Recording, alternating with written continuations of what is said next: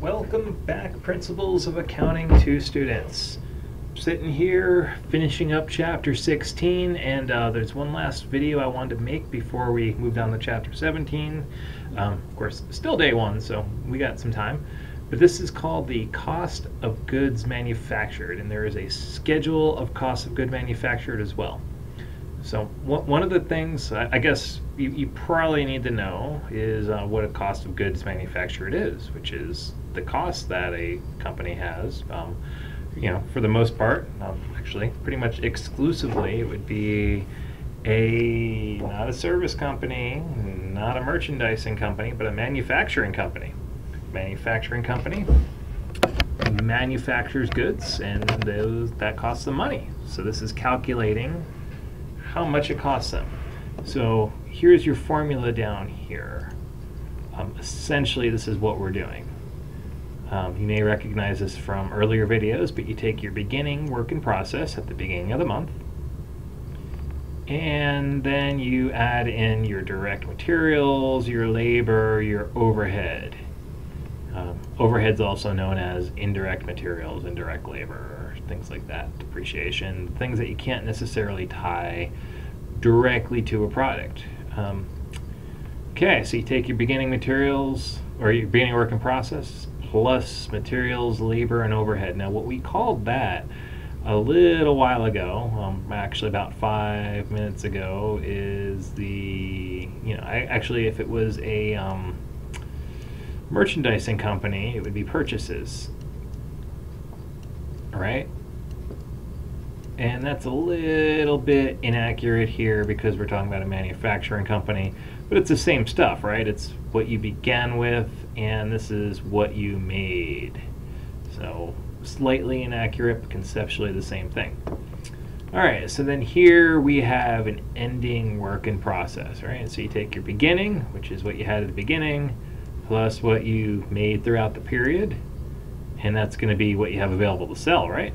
Minus what you have left over. Oh, this sounds familiar. It's going to equal our cost of goods manufactured. Unfortunately, we have to give you this super complicated, intimidating schedule that looks like this. Now, for the test, you don't have to memorize all where the stuff goes. You don't have to be okay, we're not going to give you this and say do a cost of goods manufactured. We're going to give you something that looks like this. Probably not with the green because we don't have color copiers, but and then over here is the information that you need to fill this out. And it's I did it as straightforward as possible in this problem just for demonstrations. We're probably looking at the end of the year, so that means that January 1st, which is what Jan 1 means, is probably beginning inventory, and December 31st is going to be ending. Okay, so the first thing they want us to do is take your beginning work in process inventory. I abbreviate work in process as WIP. You'll hear it as WIP in other classes. So beginning work in process. Well, the beginning inventory would be January 1st, $12,000. I'm actually going to just do that. You could just type in 12,000 as well. I'm going to show you a little bit of Excel while we're here too. All right, now we want to take the direct materials we've used, plus our direct labor, plus our manufacturing overhead. If you remember, that's these things right here. Right? Okay, so here's our material. So how do we figure out how many materials we use? Well, they could just tell you, but what fun is that? They're going to have you calculate it. How do we know how much materials we used? Well, we take our beginning raw materials inventory. Oh, we go over here, raw mats, that's raw materials. Inventory on January 1st is $5,000. Okay, and then we take our purchases. Hey, this formula here looks a lot like this formula down there, doesn't it? Except this is just raw materials. So how much did we purchase? Luckily, we have something called raw materials purchase. They gave it to us. In practice, you'd be going through receipts and invoices, or you might do some other calculation. All right, so this is what we had at the beginning. This is what we purchased. You add those two, and you get raw materials available for use. All right, so we could use possibly, best case scenario, $30,000 worth of raw materials. But we have some left over at the end of the period, and that's what we call the ending raw materials inventory. You go over here, raw materials inventory, December 31st was $7,000. So we have that in there. All right, so based on all of that, we can calculate how much we used. How do we do that? Well, we know we were able to use this because we took the beginning plus purchases. And we have that left over, so we subtract it, and we use $23,000. So one of your sanity checks, when you're going through these really quickly and you make lots of mistakes, is this number smaller than this number? You're probably okay because you had something left over. If this number is bigger than this number, you did something wrong. You just added the column because you can't use more than you're possibly able to use. Makes sense. It's like having two Earths. Can't happen unless it's sci-fi. All right, so we know you used 23,000 in materials. I put these 1, 2, 3s in here because I want you to, materials, labor, overhead. Got it. All right, so then they want to know how much direct labor we used. Well, we have that right in the table. We used $36,000 worth of direct labor. Perfect. No intermediate calculation at all. Easy. And now we got to figure out overhead. Well, what's overhead?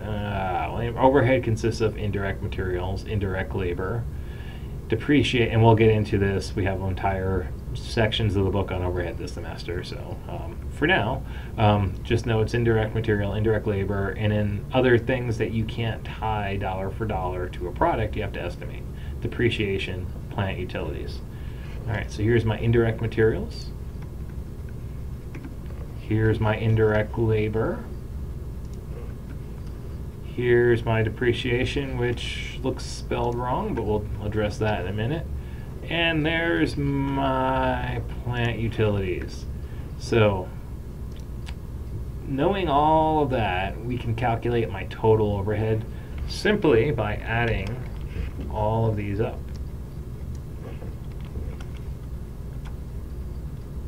Perfect.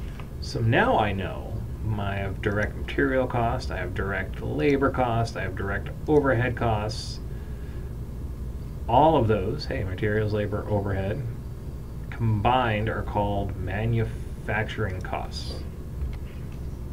All right, so you add your material, labor, and overhead together, and you call that manufacturing costs.